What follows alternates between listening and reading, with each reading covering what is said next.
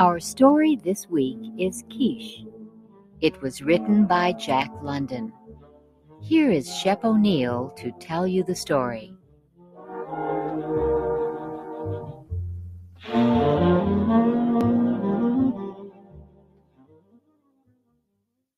Keesh lived at the edge of the polar sea.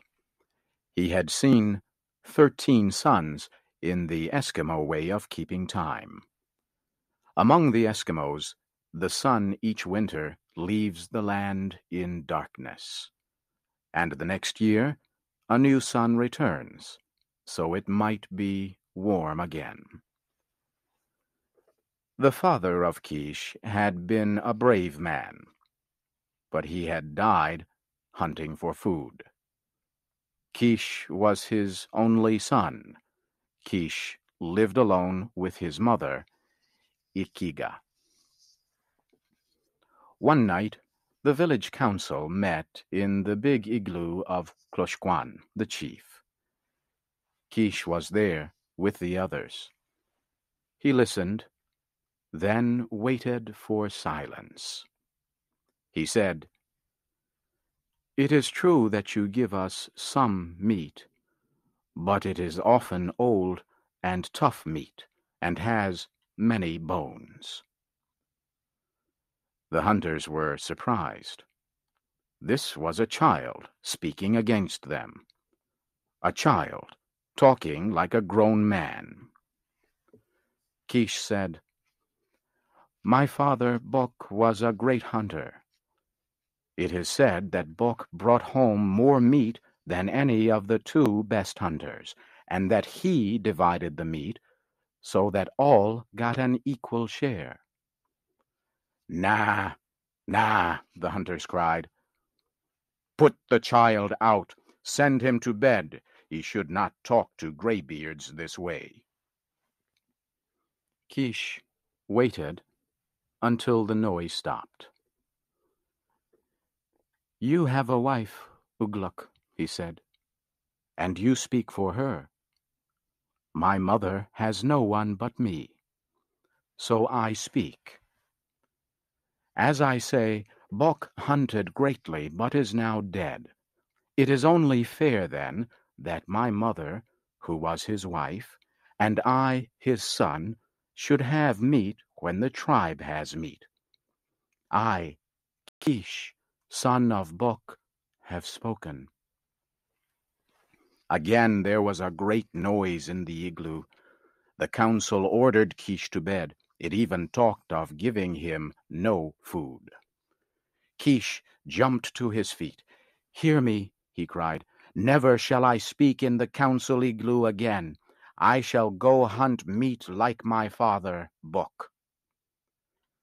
There was much laughter when Keesh spoke of hunting. The laughter followed Keesh as he left the council meeting. The next day, Keesh started out for the shore, where the land meets the ice. Those who watched saw that he carried his bow and many arrows. Across his shoulder was his father's big hunting spear. Again there was laughter. One day passed, then a second. On the third day, a great wind blew. There was no sign of Keesh. His mother, Ikiga, put burned seal oil on her face to show her sorrow. The women shouted at their men for letting the little boy go. The men made no answer, but got ready to search for the body of Keesh. Early next morning, Keesh walked into the village. Across his shoulders was fresh meat. "Go, you men, with dogs and sleds, follow my footsteps. Travel for a day," he said. "There is much meat on the ice, a she-bear and her 2 cubs." His mother was very happy. Keesh, trying to be a man, said to her, "Come, Ikiga, let us eat, and after that I shall sleep, for I am tired." There was much talk after Keesh went to his igloo.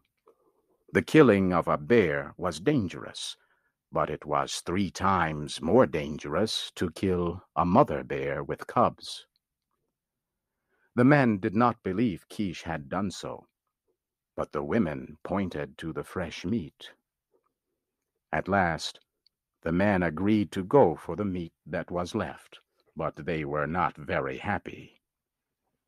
One said that even if Keesh had killed the bear, he probably had not cut the meat into pieces. But when the men arrived, they found that Keesh had not only killed the bear, but had also cut it into pieces, just like a grown hunter. So began the mystery of Keesh. On his next trip, he killed a young bear, and on the following trip, a large male bear and its mate. Then there was talk of magic and witchcraft in the village. "He hunts with evil spirits," said one. "Maybe his father's spirit hunts with him," said another. Keesh continued to bring meat to the village. Some people thought he was a great hunter.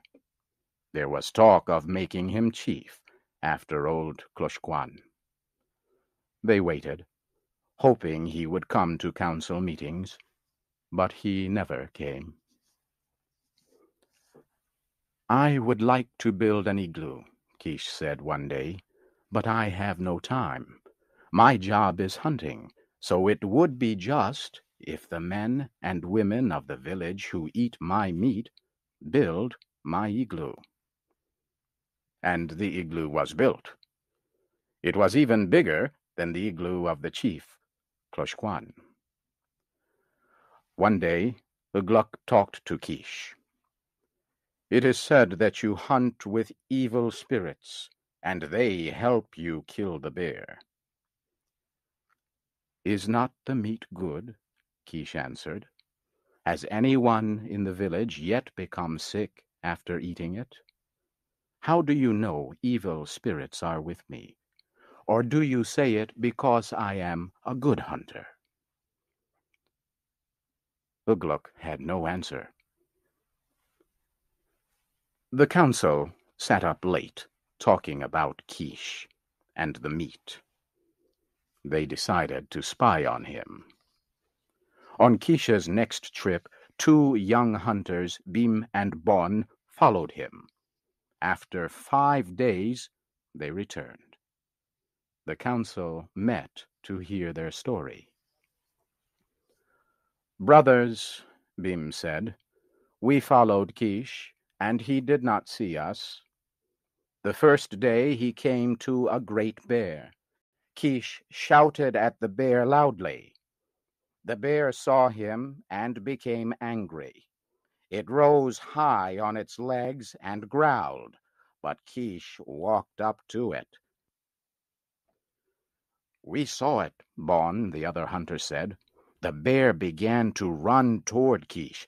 Keesh ran away, but as he ran, he dropped a little round ball on the ice. The bear stopped and smelled the ball, then ate it. Keesh continued to run, dropping more balls on the ice. The bear followed and ate the balls."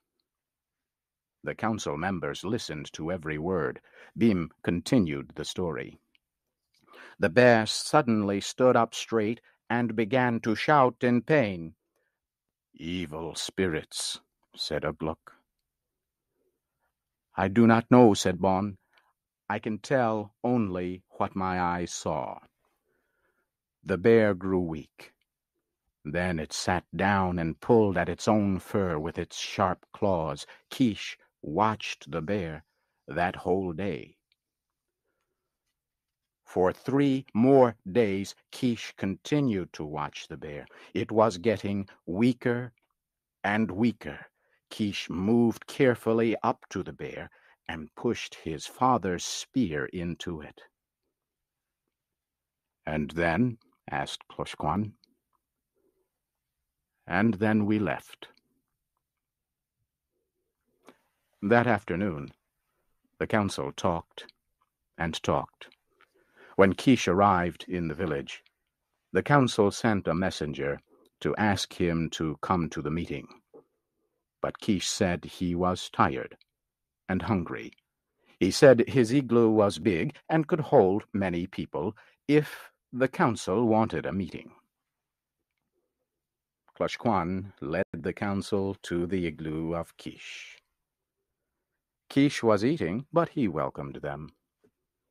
Kloshkwan told Keesh that 2 hunters had seen him kill a bear, and then, in a serious voice to Keesh, he said, "We want to know how you did it.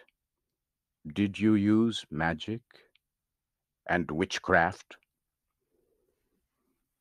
Keesh looked up and smiled. "No, Kloshkwan, I am a boy. I know nothing of magic or witchcraft. But I have found an easy way to kill the ice bear.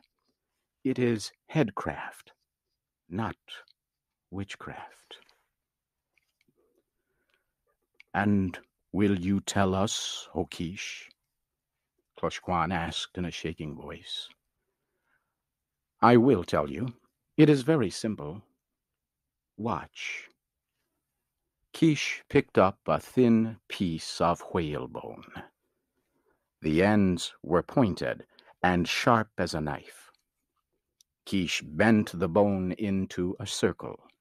Suddenly, he let the bone go, and it became straight with a sharp snap. He picked up a piece of seal meat.